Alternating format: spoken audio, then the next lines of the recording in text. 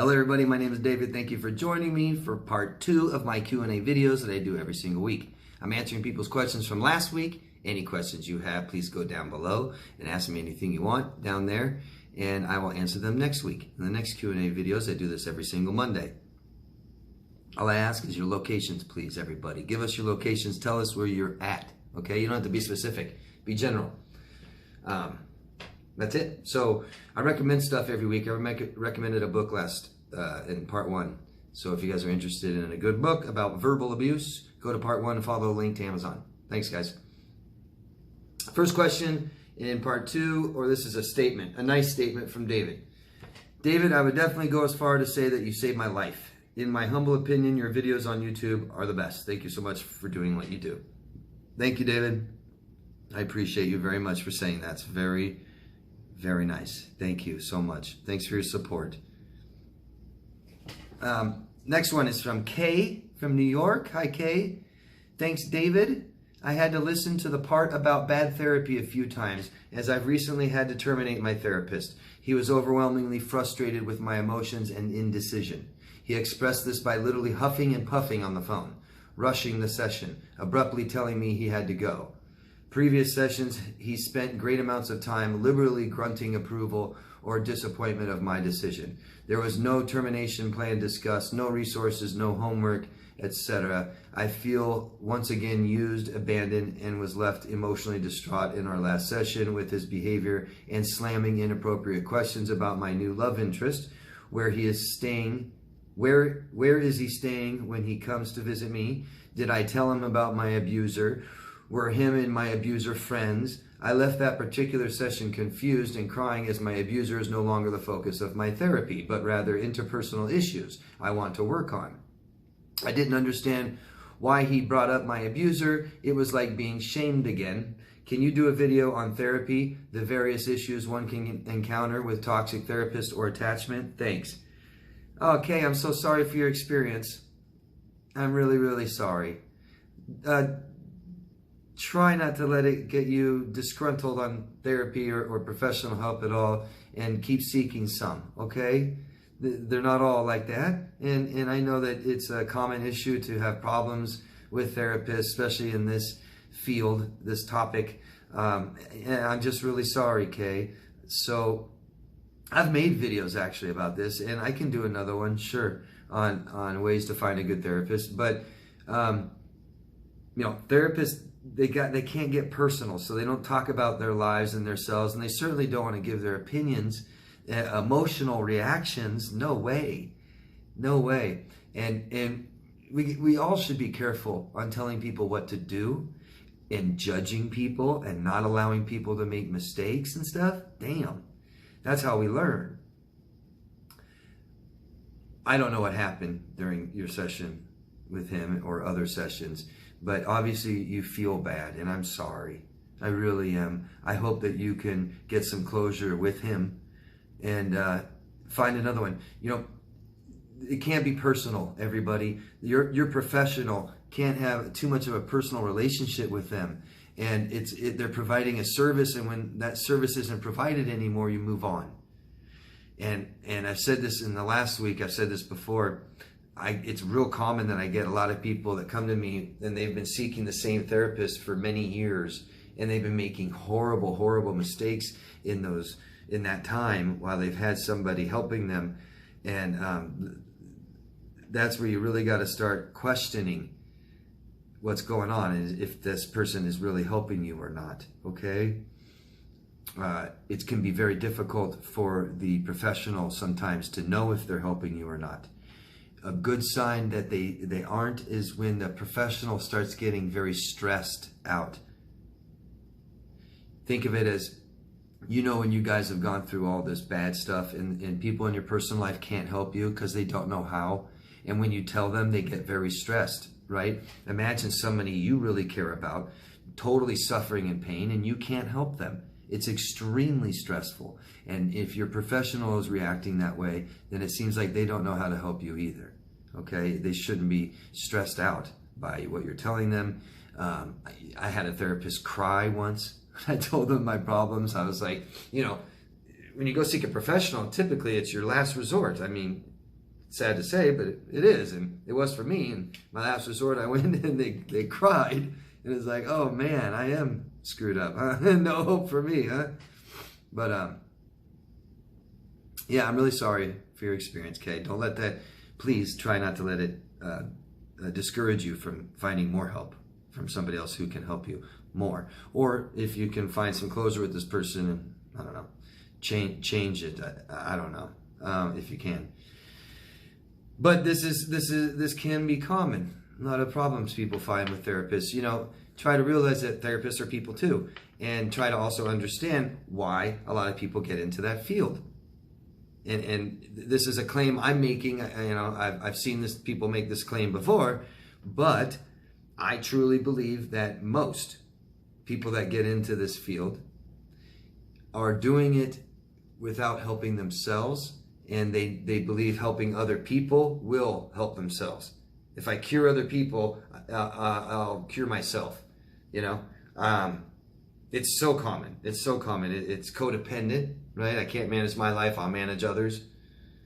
I just see it all too often. I see people that are professionals that have never had any professional help themselves, and they need it. They need it. So yeah, maybe I will do another video about this. I'll think about it this week.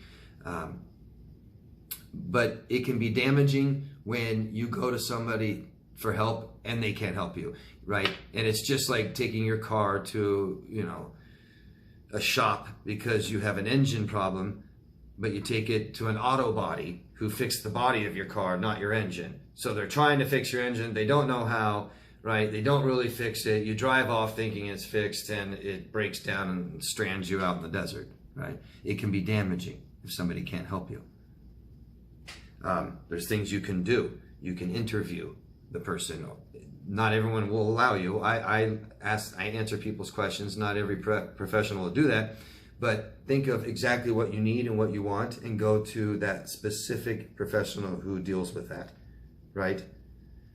Just like the mechanic. I have an engine problem, I go to a mechanic that fixes engines, right? Okay? And yeah, and ask them questions, you know, if they're familiar with the problems that you need help with. Are they familiar with those problems, right? If you need DBT therapy, do they do DBT therapy, right? If you have problems with childhood attachment, CPTSD, do they help people with these issues, and how? You know, sometimes just getting one session from a therapist, a professional, life coach, just do one session, try them out, see if you click. Not everyone is a bad professional or bad at what they're doing and can help you. I mean, you might just not click, right? Sometimes the gender makes a big difference. When I have a client who wants their children to get help, if they have like no father, the father is a bad role model and hasn't been in their life, right? Then I tell them, go get a male professional, at least have a decent role model in their life, a male role model. You know? All kinds of things to consider, and I might make another video, but I have before. Sorry, so sorry about your experience, Kay. I hope it doesn't discourage you to get more help. Thanks. Next question is from Nancy in New Jersey. Hello, Nancy. Been listening to your videos for 2 years, still trying to understand my part in the wedge between my adult daughter and myself. I keep asking if I'm the narcissist, since it's purported that if a person accuses another of narcissism, it's not them, it's you. I'm not perfect, but I've never deliberately hurt someone. I take no joy in another's pain. My adult daughter is a narcissist, or somewhere on the DSM. I was very affectionate and loving with her, and attentive to her needs. When her dad was dying, she took the rage of his neglect and put it on me. It was completely traumatizing, hurtful, and confusing. Today, we have an extremely superficial relationship. It's clear she blames me for, well, everything. Am I the problem? And if so, how can I repair our relationship? She is so closed off and mean.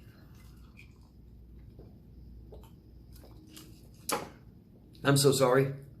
That's so harsh, Nancy. I'm really, really sorry. I don't have children. I can't imagine, though, how awful that would be. If your daughter has narcissistic personality disorder, and for you to acknowledge that doesn't mean you're a narcissist, right? Yes, I understand people that call other people narcissists are typically a narcissist. That's what they do, right? there's people smearing other people in this community for 2 to 3 years, calling everyone a narcissist, right? They're definitely a narcissist. That doesn't mean you are. Your daughter might not have narcissistic personality. She might have borderline personality disorder. I don't know. But get help, Nancy. Get help for you. If she's an adult, you can't change her. You can't help her. Okay? You can't. These aren't problems that we help other people with. We can't. You don't know how. It's too personal. And she needs so much more help than what you can provide. There's something that people need to really understand with people that have personality disorders. We always say we want to help them. We want to help them. Okay? You need to understand that this is a personality disorder. What you're saying is, I want to change them. Right? Because most people that have narcissistic personality disorder, aren't walking around going, geez, there's something so wrong with me. I need to fix this. Where's the help? Where's the answers? I'm looking. Is anybody, you know what's wrong with me? Help me out here. I'd love to take your advice. They're not doing that. They're not doing it. It's you saying, I want you to change. I want you to be somebody else. I want you to be that person you were in the beginning. I want you to, you know what I mean? And they're not trying to change. So we're just trying to change them. Some relationships can't be repaired. Some can't be repaired. She is so closed off and mean, then we don't keep trying to repair that relationship, right? You can't be abused, Nancy, okay? Cannot be abused. We need help, Nancy. Please, please find that help. Please, you're so worthy. You're so worthy of it. You are so worthy of getting help. Lots of shame and guilt, I'd imagine, that you're dealing with being your child. Get somebody to help you. Get all this stuff out, talk about it, get it from outside so you don't feel so alone with it, so ashamed of it. Okay? And get somebody to kind of hold your hand and help you along with these things. You really need help if you have a daughter that's disordered and abusing you. Okay? Really, really need help with this. We need to understand and see things better. There may not be hope. I don't know. But I would recommend strongly that you get somebody to assist you and help you with this in your life, okay? Because there's problems in your family, okay? You said, am I the problem? Well, if she has a personality disorder, I don't think it's all your problem, right? And I'm not here to tell you you're not a narcissist. I don't know you. And I don't tell people that they have personality disorders, but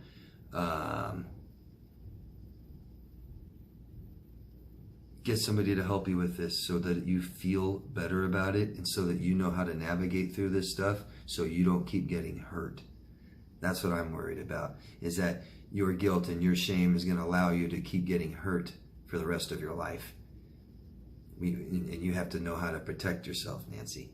And we got to start feeling better about ourselves, okay?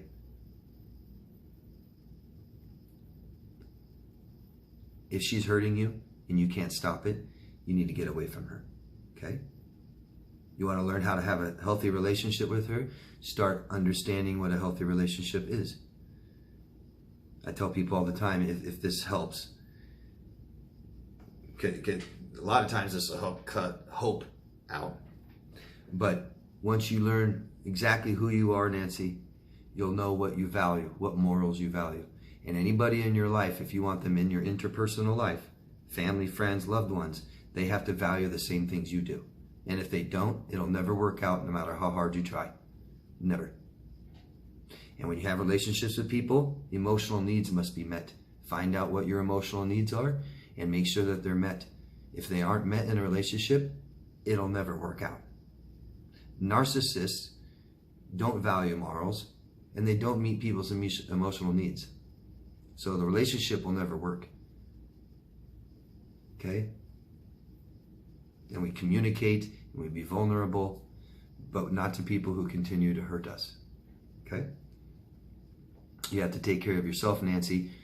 You're an adult. She's an adult. She needs to take care of herself, and you need to take care of yourself. And those lines never get blurred. All right? Very sad. It's extremely sad. I am so sorry You have all my empathy and sympathy. It's awful. Awful. I can't imagine what it's like. I've always had such a fear of having children, and I think of all the bad things that could happen. And I think the worst one is just that you don't have a relationship, that they don't want to be in your life, or that they mistreat you and hate you. Awful. I'm so sorry. Get somebody to help you. Thanks. Next question is from Be Set Free in Reno, Nevada. Hello. I made a comment on a YouTube video that was about a governor talking about not opening schools fully. I asked, I am a single mom with 100% custody of my children. How am I supposed to be home with my kids to school them and also work? Someone replied, should have stayed with the father. They made me so mad because the father abused us and I have 100% custody for a reason. Instead of responding to this person, I just deleted my original post. How could I have answered this person in a way that sticks up for myself? I feel uncomfortable with this comment, judgment, but no, I shouldn't even care. Who is he anyway? It shouldn't bother me, but it does. And I'm so sorry that it bothered you. I'm sorry. You don't know this person just as much as this person doesn't know you. Okay? So anything they say about you or who you are or judgment, they're wrong. If it doesn't line up with you and what you believe about yourself, then they're wrong. So who cares? Okay? And you don't ever have to defend yourself against, especially against people you don't know. So just leave it there. You could just leave it there because he's the one that looks bad. He's judging you and he's telling you what you should do and doesn't even know you. Not that it's okay anyways. We don't tell people what you should do, how you should feel, and we don't judge people. This guy's an a-hole. So let him show that he is, right? Let him show it. I'll get some asshole on my comment section down going, you're a narcissist. Leave it. You look like an asshole. You don't know me. You judging people, your opinion's so more important than everybody else watching this video. Who cares? Negative piece of crap. So they don't know you, they're judging you, and they're giving you bad advice, aren't they? Why even get involved? Why argue with stupid? Why defend yourself against someone who doesn't know you? We don't do that, okay? So just don't. And I'm sorry you felt like you had to delete the comment. You don't have to, okay? And when someone already looks like an asshole, you don't have to point it out. Just leave it there. Man, they don't get it. They're not very emotionally intelligent, okay? I'm sorry. This is what I wrote. Hello, I understand communicating with faceless and nameless people on the internet opens the window for all kinds of irresponsible and even reckless interactions. I try to tell myself if someone doesn't agree with who I am, then they don't know me. This person doesn't know you and judged you. You do not need to do anything. Definitely never defend yourself, especially to strangers. Hope that helps. Sorry. Next question is from Jocelyn in Denton, Texas. Hi. I went to Oklahoma to do some shopping because they don't have to wear a mask there. I just can't do the mask. I get claustrophobic. I came home. The kitchen is disgusting. He was here all day. I tried to have a family meeting. As always, it gets right to what I'm doing wrong. Now he has left and went to his mother's house. He says because of the way I treat him. If that's the most infuriating thing about these people is they are like, I'm rubber, you're glue, whatever you say just gets thrown right back on you. 10 years of the caca. He is so financially lazy, I end up paying for everything. He is acting out now. Our lease is up in August and I will not live with him anymore. Since I did the vast majority of everything I can see, he is flipping out. And Jocelyn's who recommended the book, Verbally Abusive Relationship by Patricia Evans. Thank you. I didn't even say who it was from. By Patricia Evans. Just realized that. I'm sorry, Jocelyn. That's horrible. So, what I would do, since you can't change him, right? You've been trying for 10 years. And it's not working, is it, at all? Failed miserably, aren't you? It really is really difficult to try to change people. So, I wouldn't even bother focusing on what he does anymore and start looking at what you're doing.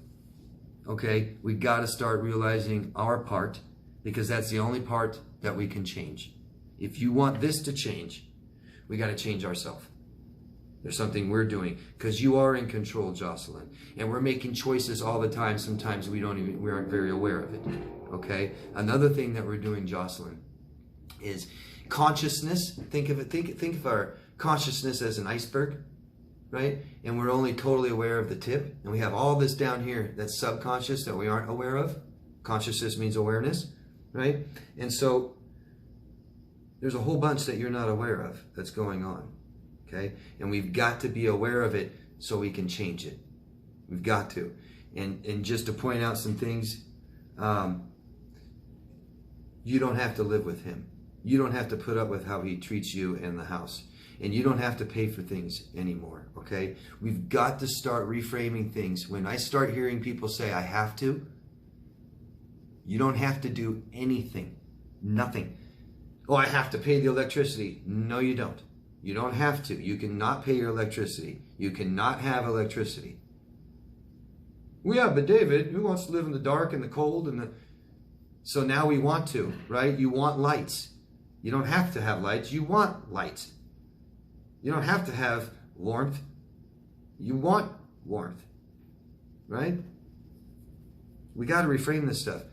You want to live with him. It's your choice. You want to pick up after him for 10 years. You want to pay for everything. You don't want to? Stop doing it. Stop. Stop. If you don't know how, ask someone to help you. Okay? But this is just complaining. And you have everything to complain about. It's just not doing anything. It's just going to keep happening. Keep happening. He's not allowing you to express yourself. Your opinion, what you want, what you need, what you value, and how you feel. He doesn't care. Okay? That's the common denominator. Right? He doesn't care about your stuff. He doesn't care how you feel. He doesn't care that you don't want him to do this, that you want him to behave this way. He doesn't care that you don't want to pay for him.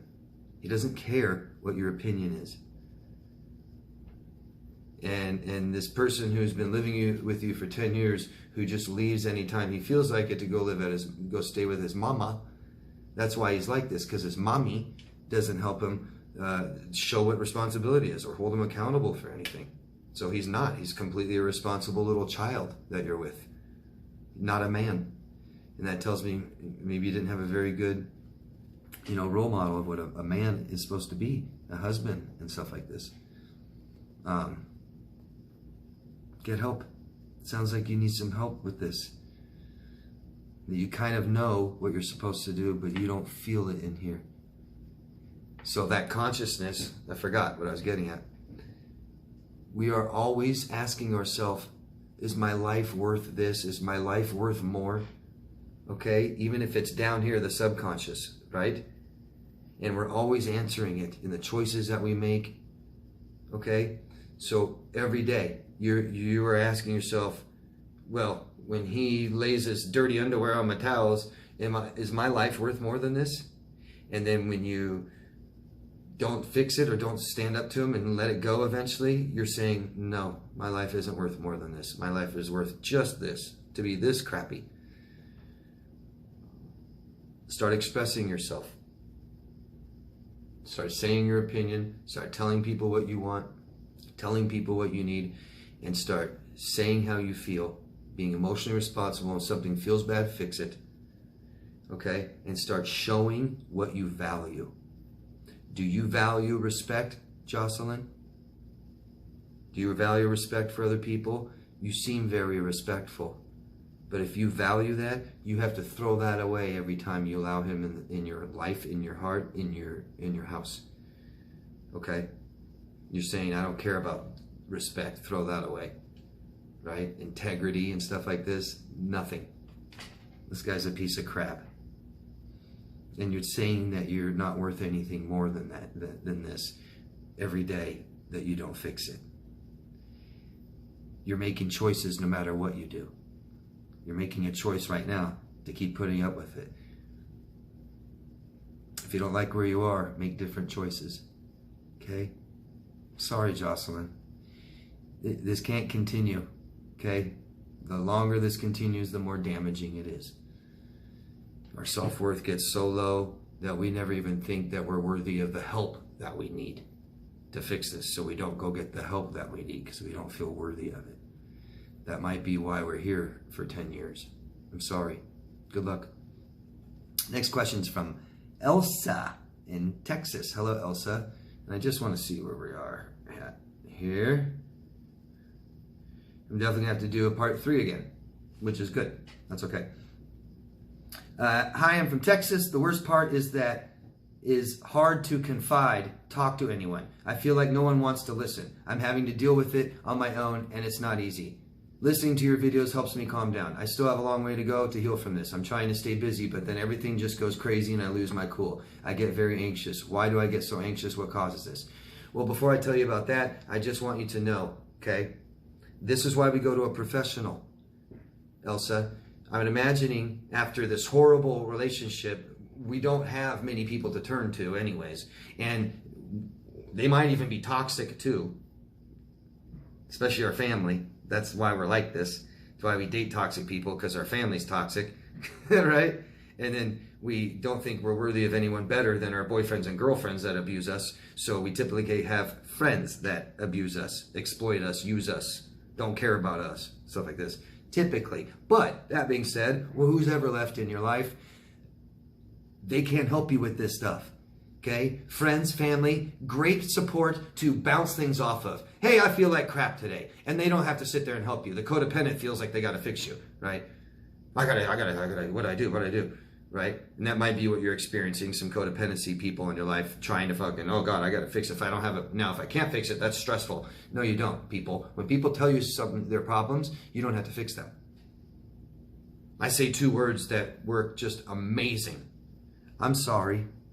Works amazing. And you don't have to feel bad either. Crazy, huh? That took me years to do that. So no one wants to listen because who would?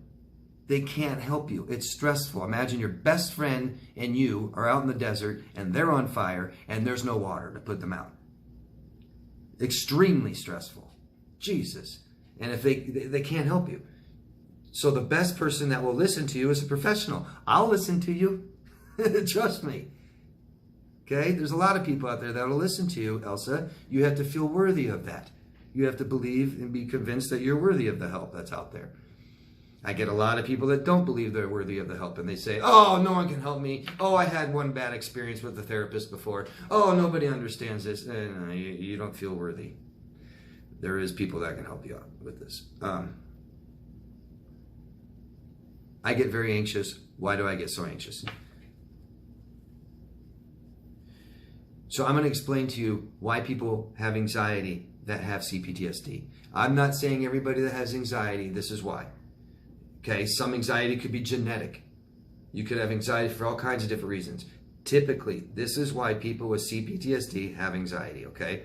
And CPTSD is complex, meaning it's repetitive, years of trauma, the same trauma. And it's emotional trauma, okay? So it started in childhood. This is something that's also extremely difficult to point out to people, for them to see, because they don't remember their childhood and they can't understand what they missed. You don't know about it. It's extremely difficult. Okay.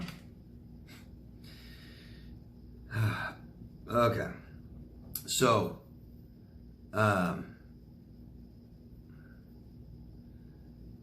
the reason people have anxiety that have CPTSD is because it starts in childhood, and it's because they can't fix it.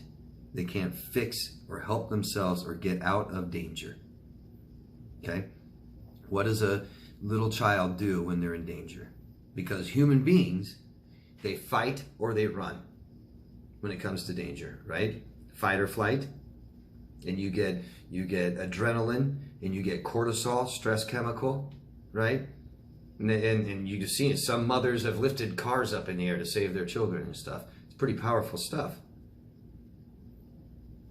But what happens when you do nothing? Because that's all a child can do. A child cannot run from danger or fight it. They wait for mom and dad. And if mom and dad have voids in their life, they aren't there and they aren't attentive. I'm talking emotional danger. I'm not talking physical. Like every child that can't handle their emotions cries about just about everything, right? Loud noise, I cry, I'm aroused, mom and dad, please help me. But mom and dad are fighting. Mom and dad are sleeping. Mom and dad are working too much. Mom and dad are drinking, drugs. Mom and dad aren't home. Mom and dad aren't looking. Mom and dad don't care. Okay? Your emotions are like this, and they're not being attentive, and they're letting you sit there. Sit there, sit there, sit there. Anxiety is meant to serve us, guys. Anxiety comes up and says, nope, we're not comfortable with that. And then we say, nope, not going to do that. Or no, I'm going to stop this. And anxiety goes away. Amazing. Wouldn't that be amazing? It is. It's amazing. Let me tell you. But if you do nothing, if you ignore your anxiety, if you keep drinking caffeine, right? And that makes you anxious, it just gets worse, doesn't it? Your body's saying, hey, this is dangerous. Watch out.